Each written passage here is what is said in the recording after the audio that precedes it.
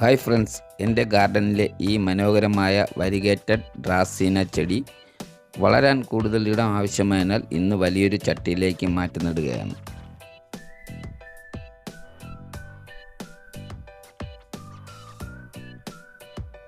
ആദ്യം വലിയ ചട്ടിയിൽ കുറച്ച് മണ്ണ് നിറച്ച് തുടർന്ന് ചെറിയ ചട്ടി നടുവിൽ വെച്ച് ചുറ്റുമുള്ള ഭാഗങ്ങൾ മണ്ണിട്ട് ശരിയായ അളവ് ക്രമീകരിച്ചു.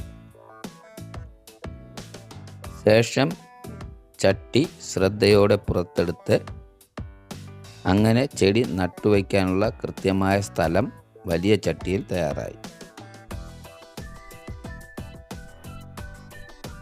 ഇപ്പോൾ പഴയ ചട്ടിയിൽ നിന്ന് ചെടിയെ മണ്ണോടുകൂടി സാവധാനം പുറത്തെടുത്ത് തയ്യാറാക്കിയ സ്ഥലത്ത് വെച്ച് ചുറ്റുമുള്ള ഭാഗങ്ങളിൽ നല്ല പോട്ടി മിക്സ് നിറച്ച് കൈകൊണ്ട് ഒതുക്കി ഉറപ്പിച്ചു.